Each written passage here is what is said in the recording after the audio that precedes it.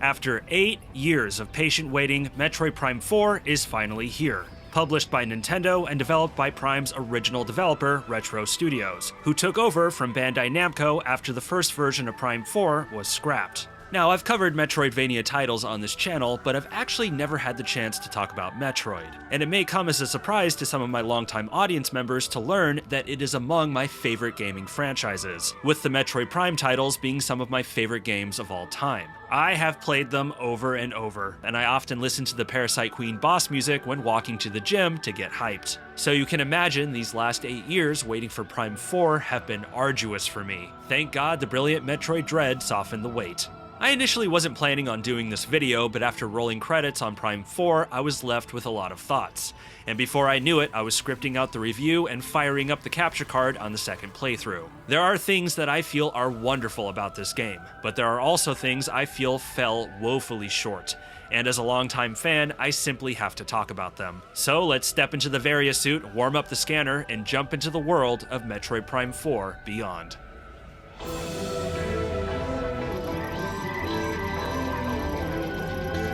Metroid Prime 4 naturally picks up after Prime 3, and is set sometime before Metroid 2, for those that need a little timeline reminder. After saving the galaxy from the Phazon threat, Samus has been aiding the Federation in a war against the space pirates led by a mysterious bounty hunter named Sylux, who has a pretty big beef with Samus. While fending off a space pirate attack on the planet Tanamar, Samus engages Sylux and during the battle triggers a mysterious device that transports her to a planet called Vuros, losing all her abilities in the process. Because of course she does. Gotta get you collecting upgrades to Metroidvania, am I right? There she encounters a recording from a member of an extinct race known as the Lemorn, who claim Samus is their chosen one to carry on their species' legacy and preserve it so their spirit can live on. To do this, Samus must collect 5 keys from 5 different areas on the planet, in order to power up a master teleporter to carry the legacy off the planet. Along the way, Samus meets with a group of Federation Marines who are also stranded on the planet, and together they work to collect the 5 keys and fend off the continued threat of Sylux.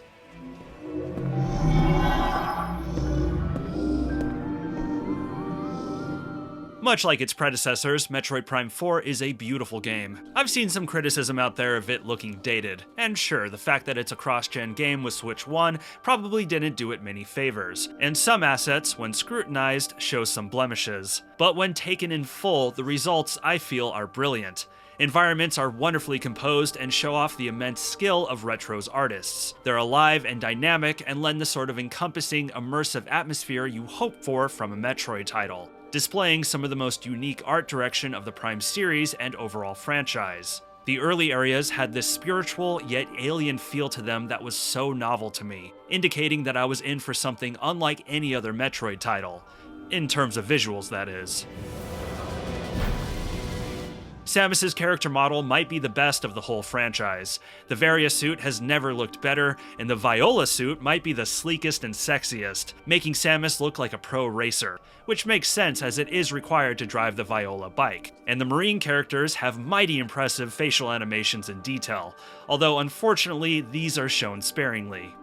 Performance is also a massive highlight. Prime 4 runs beautifully and is polished to a sheen, with, as far as I could tell, 0 slowdown and 0 hitches, and with your choice of 2 graphical modes: quality with 4K resolution and at 60 frames per second, and performance, which is at 1080p and at 120 frames per second. And on handheld, quality is 1080p at 60, performance 720p at 120. That's a win all around, regardless if you're a person who prefers smooth visuals or the silkiest of performance. And I think it's safe to say whatever setbacks might be perceived with the fidelity was likely in service to the performance.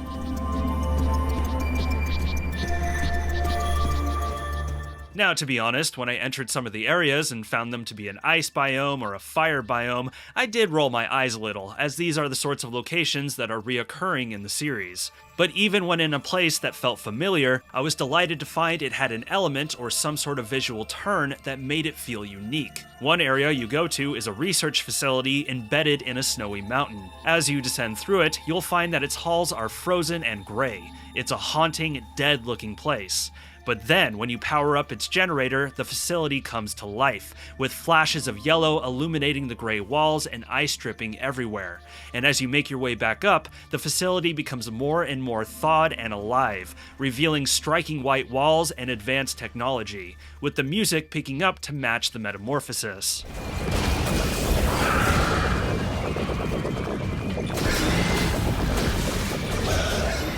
Speaking of music, the Prime series has always featured some of the most memorable scores in gaming, often bizarre, infectious, and engaging. Prime 4 carries that trend. You'll catch the musical flourishes that made prior Prime scores so good, and naturally many of the iconic series themes are weaved throughout.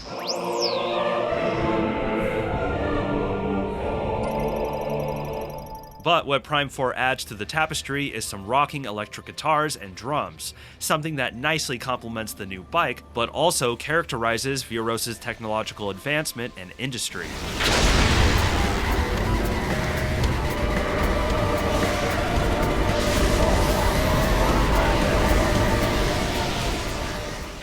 And operatic vocals that were honestly a little off-putting to me at first, but over time I came to appreciate how they made the game feel more surreal and alien. Just like in prior Prime games, I found myself whistling these tunes in my day-to-day. And the sound design is magnificent. The effects for the environments are layered and believable. You'll hear the fluttering of bird wings, the sway of leaves in the breeze, and the wiggling of strange alien plants. Here, take a moment and just listen to all the different things in this one little stretch.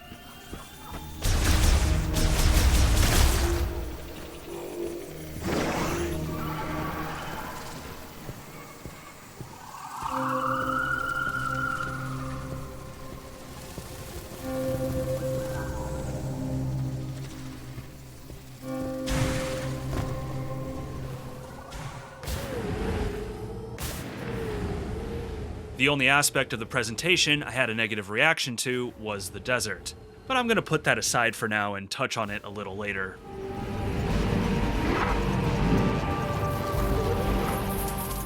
Now let's roll into gameplay, and right out of the gate, Metroid Prime 4 is simply Metroid Prime. All the core elements and mechanics of the first 3 games are here and feel exactly as you remember them. Everything from the movement, the platforming, the morph ball, and the pew-pewing.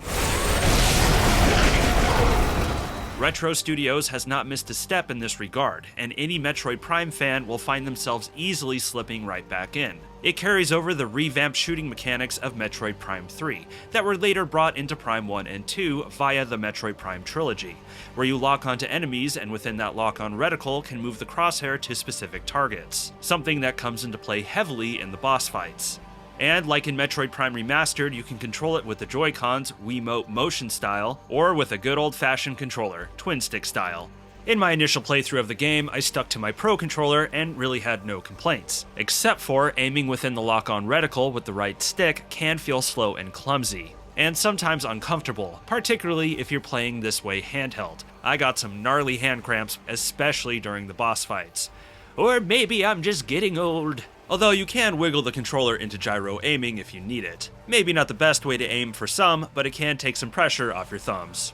Now, a big feature for the Switch 2 version is that you can use the Joy-Cons as a mouse. From the perspective of someone who plays most of his shooters with mouse and keyboard, it's whatever. It works, but it's not the smoothest experience and it takes some getting used to. While aiming at specific targets is more comfortable compared to controller, at times it can feel rather cumbersome, especially when it comes to jumping and dodging. And unfortunately, regardless of tweaking the settings, the sensitivity always felt a little too strong and janky. For those that were hoping this would feel in line with the Prime hack, if you know you know, keep your expectations low. But I'll also say going with motion pointer controls is not a bad way to go. Like the mouse, it takes a little getting used to, but I never minded this in Prime 3 and Trilogy, and I still don't mind it here. But all that being said, if I had an arm cannon to my head, I'm sticking with Pro Controller. Now, while it's great that the Metroid Prime gameplay is back, intact, and unchanged, the one downside is that it's largely unchanged. Not much has been improved or innovated on compared to Metroid Prime 3, which is an 18-year-old game now. And while the gameplay is still fun, it's hard not to feel like you're playing more of a throwback. Dare I say, something kind of old-fashioned. Yes, I know that's probably funny coming from the guy that primarily reviews boomer shooters. However, even the best examples of those games strive to build on and improve classic gameplay. Prime really doesn't, and when it does try, it doesn't really succeed. More on that in a bit. And the bummer is that there are times when the combat can feel a little dull and one-note, a little boring, especially considering a good number of the enemy types are more or less copy and pasted over from the prior 3 games. But in all fairness, as the game progresses, the combat does get more intense and challenging, giving a needed boost to the fun factor, especially when dealing with the reoccurring Griever enemies, who can not only easily dodge attacks, but can bat your missiles away, which might be one of the coolest things I've seen in a Metroid.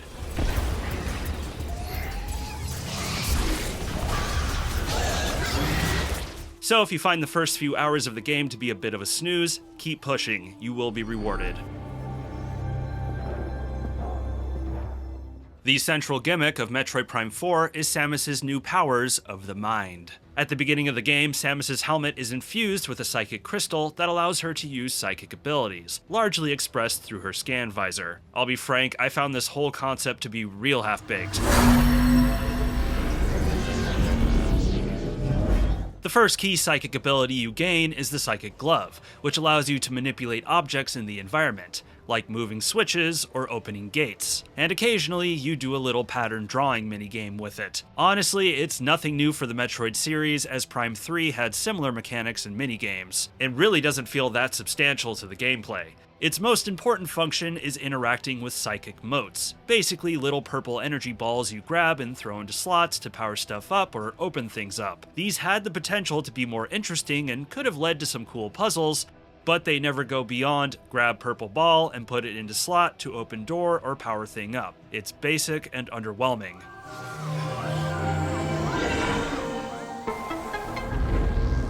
The visor can reveal hidden psychic things like platforms and other devices, which is cool, but it just feels like a different version of the X-ray visor from the original Prime, and therefore nothing new or innovative. The other major psychic ability is the Control Beam. With this, you fire controllable projectiles that you can use to solve puzzles and fight enemies. It's actually pretty useful in combat and comes in handy in a few boss fights, and the puzzle aspects to it are fun. But that's all there really is to the psychic abilities: the glove and the Control Beam. Okay, there is one other major psychic ability you gain towards the end of the game, and I don't want to spoil it. It's useful, but still not anything to write home about.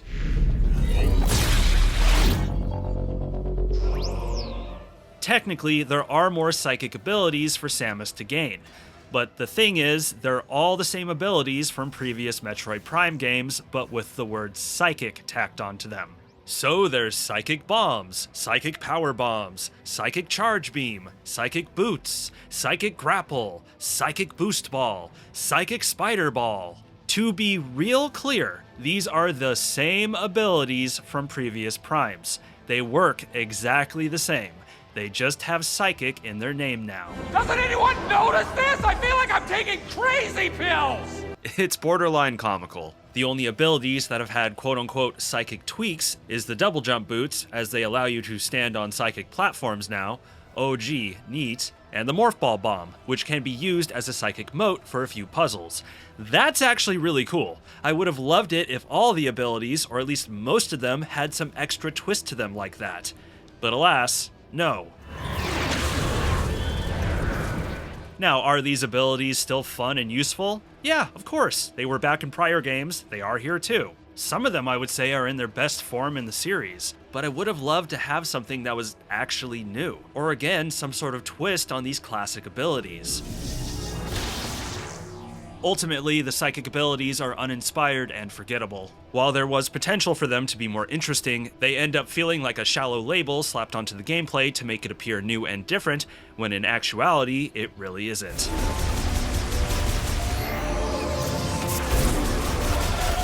But if it's one aspect that does shine in Prime 4, it's the boss battles. As they should. The Metroid franchise is known for great boss fights, especially in the Prime sub-series. Each one tests the player in terms of the abilities they've earned and learned up to that point, as any good boss fight should do, striking a balance of challenging their base reflexes and skills, but also being a puzzle that they have to figure out. Not to mention, each is a spectacle. I will never get tired of watching Samus take on hulking monstrosities without so much as flinching. Dare I say it, some of these boss encounters are among the best of the Prime series.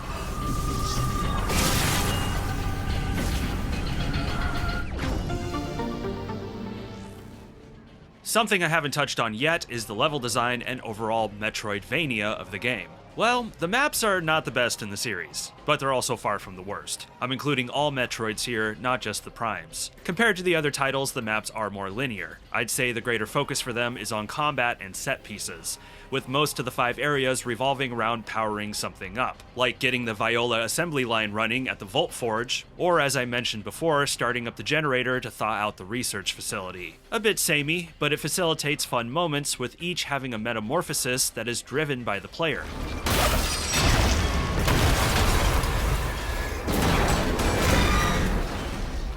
Linearity aside, they did scratch the Metroid itch for me. All of them are full of hidden power-ups with plenty of reasons to revisit them as you obtain new abilities. Combing over them, and re-combing over them, led to some awesome discoveries like shortcuts and hidden mini-bosses. It was the type of fun I look forward to in Metroid. As I said, the itch was scratched. Maybe not to the satisfaction of past titles, but scratched nonetheless. What did surprise me though is how separate these 5 areas were from each other. I would say siloed from each other. I suppose this wasn't too different from Prime 3 that had you hopping to different planets, but I've always enjoyed how Metroids find a way to interconnect their areas, not only for the fun and reward of uncovering new shortcuts and pathways, but in how they make everything feel cohesive. But as I found out, the reason for this was likely to facilitate a new level design aspect that I have a lot to say about.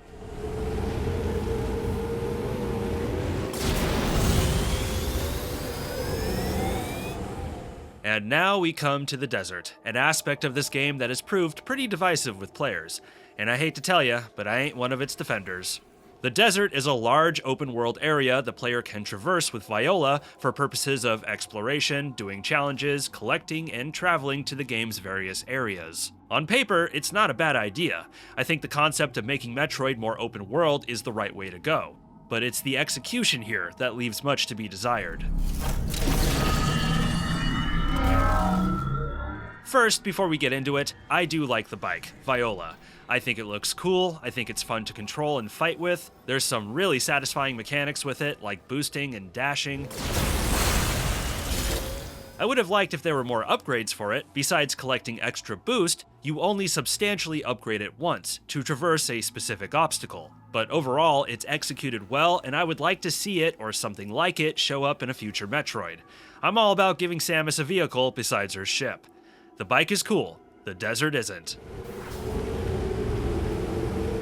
My first issue with the desert is how it looks. It's really boring. It's a big, bland, empty-looking place populated with hunks of debris which themselves look boring. I suppose the sand is rendered well, some nice shadows and physics to it, bits of rock and waves in its texture. Still looks boring though.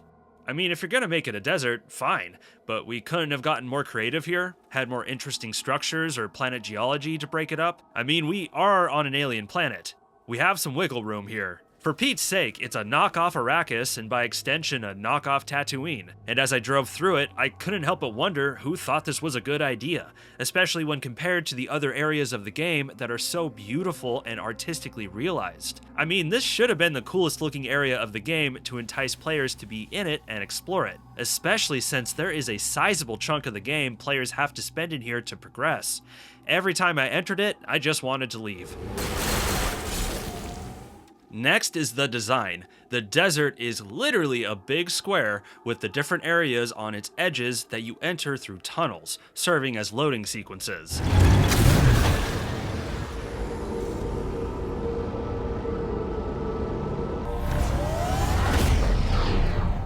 Some have compared this to the world design of old 3D Zelda games. That's right on the money. This is Hyrule Field from Ocarina of Time to a T. But you know what? What worked back in 1998 doesn't really work here in 2025. This fundamentally makes the desert a giant, wide thoroughfare to get to these areas, more or less serving the same function as those long pipe elevators from the prior games. Perhaps that's not the worst thing in the world, But why are the different areas siloed to the edges like an ocarina?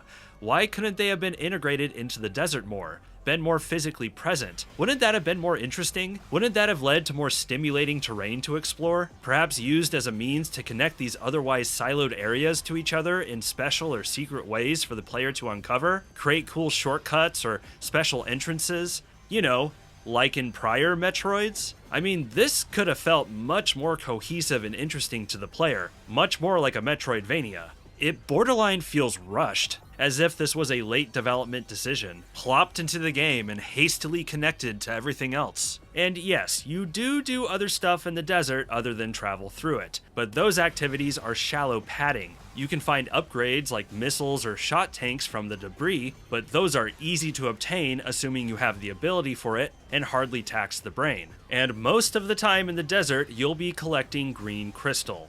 Pounds and pounds and pounds of green crystal. A mindless yet necessary resource to collect as it leads to some major upgrades. Like most things in the desert, it is monotonous, boring, and lacks creativity. Oh, and by the way, green crystal? Really? That's what we're calling it? Green crystal? We couldn't get a more interesting alien-sounding name? We're going with the most literal thing? I'm amazed they didn't rename Samus to Jump Woman. Okay, it's not all bad. The shrines are cool. Much like the shrines in Zelda Breath of the Wild and Tears of the Kingdom, these lead to challenge rooms that are enjoyable and put the game's abilities to good use. However, there are only 6 of them, and you can get through them very quick. Honestly, they could have been spread throughout the other areas of the game and no one would have batted an eye. Which leads me to my ultimate criticism of the desert. It doesn't really add anything to the game or help the Metroid formula. You could have taken this whole desert out and not much would have been lost. Really. If you lifted the whole desert out and just had the 5 areas, connected them through elevators or tunnels like in prior primes, dispersed the desert's power-ups throughout them and called it good, you wouldn't be missing much, you wouldn't have to change much, and you are still left with an okay Metroid Prime. Seriously, I don't think the experience would have been hurt. But Kirk, what about the bike? Well, you could connect the 5 areas with more focused tracks and or interweave courses through them, as seen in the Volt Forge where you first obtain Viola. Honestly, I think something like that would have served the bike's mechanics better than a big ocean of sand. And the mini-bosses you fight with Viola could have been repurposed in these areas too. Look, I'm not necessarily trying to play armchair game designer here. The point I'm trying to make is that this does not feel integral to the game. It does not add anything.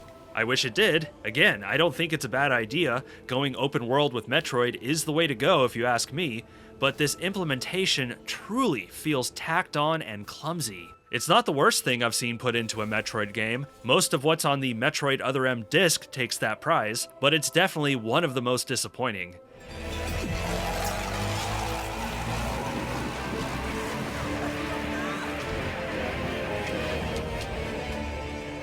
To wrap up, I want to give my thoughts on the story. I'm not going to go into heavy spoilers here, but I will put up a spoiler warning. And as always, I have timecodes in the description if you want to skip to the conclusion. My initial reaction to the narrative was disappointment, as I felt it was relying too much on the tropes of the series, as Samus is once again the chosen savior of an alien race on its last ropes. It's many of the same shades of the original Metroid Prime, but for me it felt a bit too close to Prime 2 echoes, especially with the menace of the Griever race that felt very similar to the Ing. And following Prime 3 and Dread, which did strive to present a different sort of Metroid story to expand the horizons of the franchise, Prime 4 ultimately felt like Retro relying on a tired template. But I will say, I did warm up to the story as I progressed. Or I should say, the lore of it, because I found the Lemorn interesting. Their downfall ultimately came from their technological progression, and in taking actions they thought were good, led to unforeseen disaster. They were desperate to fix their error, and tragically failed. It's a good old-fashioned hubris story, and I was for it.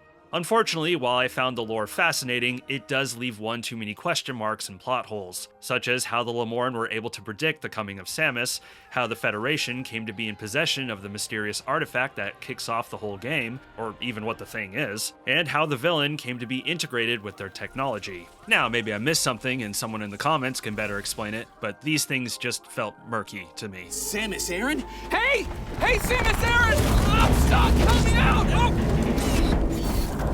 Then there's the Marines. To remind, throughout the game, Samus finds and brings together a team of stranded Marines who work together to escape the planet. Now, when this game was initially previewed, there was a negative reaction to them, in particular the annoying engineer character, who accompanies Samus in the beginning. I can see the door, Samus.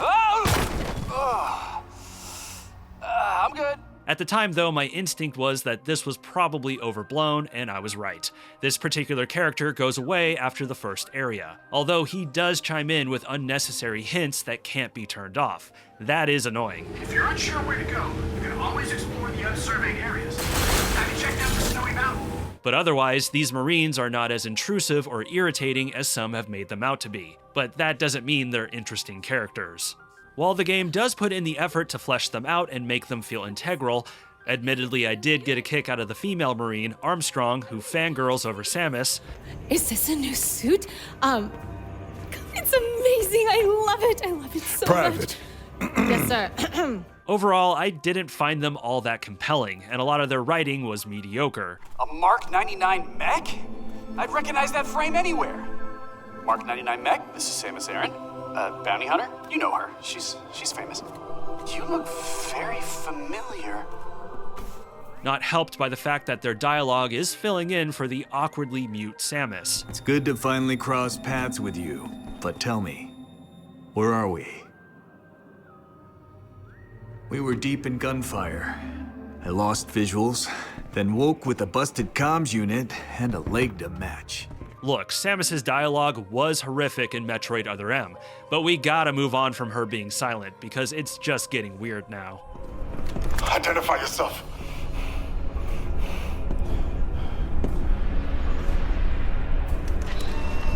You're Samus. There were dozens of higher priority targets back at base. I doubt Fed Command would post their best hunter to rescue duty. Just say something, even if it's in Chozo, who cares? Where the story really smacked into a wall for me was in the ending. The big payoff of the entire thing relies on you having an emotional connection to the Marines. And since I didn't, I was indifferent, the whole thing fell flat. On top of the fact that some of Samus's actions in the finale didn't make a lot of sense to me, which not so much underwhelmed me, but confused me. Oh, but we can't forget Sylux. Originally introduced in Metroid Prime Hunters, this is a character that's been built up as the next great antagonist of the series, primarily through the secret endings of the past few Prime titles, Federation Force in particular. And while all the right elements are there for him to be the next great villain, like the Marines, he falls flat. Primarily because he's not fleshed out terribly well. We do get some backstory on him, which is somewhat compelling, but the meat of that is locked behind a secret. And while you do encounter him a handful of times in the vein of Dark Samus from the prior games, and have some brief hit-and-run encounters, it wasn't enough to make him feel like a big, fiendish menace that has to be taken down. If anything, he feels like a minor nuisance in the process of solving the actual problem of the game, which is escaping the planet. And when he shows up during the finale, it's hard to feel the weight of the big final showdown the game is trying to have with him. Although it is fun to play, I'll give it that. You can tell Retro really wants him to be the next Dark Samus.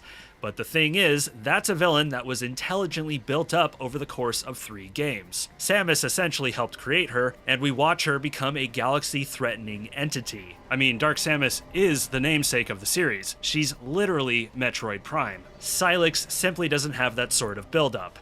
Yet. I will say, I do think Metroid Prime 4 does set things up for a potential sequel, or sequels, and I would not be surprised if certain characters return. Perhaps some of Prime 4's narrative shortcomings could be remedied if followed up correctly. In all, this is not the worst Metroid story I've experienced. Again, meh, and there are elements I like about it, but it is one of the more underwhelming, and left me scratching my head more than anything.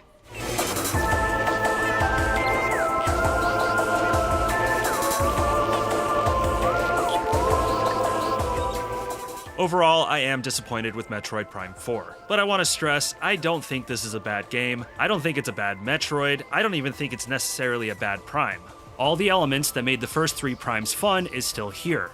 Metroid Prime's gameplay is still enjoyable, if not a bit outdated, and the classic Metroid series elements are represented well for the most part, and visually the game stuns and runs magnificently. The problem is, the new aspects Retro added are really disappointing. The psychic abilities are a nothing burger, and while the Viola bike is a cool inclusion, the desert you drive it in is boring, uninspired, and feels tacked on. This is a good, but very flawed game in a series of excellent to nearly flawless games. And one bad one. Not a black sheep, but certainly the odd man out. And what exacerbates this disappointment is the fact that it took so long to come out. I understand the reasons why, and to be fair, there was no way this was going to fully live up to the hype. But it still doesn't change the fact that this was an 8-year wait for a game that didn't provide anything new, and the new concepts it did felt underdeveloped. It's more Metroid Prime, for better and worse. A fan of the series will still have fun with this, but they should not go into it expecting it to be the next great entry in this franchise. Alright, Mercury Steam, you're on deck. Let's see how you follow up Dread. What are your thoughts on Metroid Prime 4? Be sure to let me know down in the comments. If you enjoyed the video, please be sure to like, subscribe, share, and smack that bell. It's a huge help for the algorithm and getting my videos seen by more people. If you want to join my Discord, the link is down below, along with my affiliate links. I'm Kirk, and thank you for watching this video. Stay safe out there.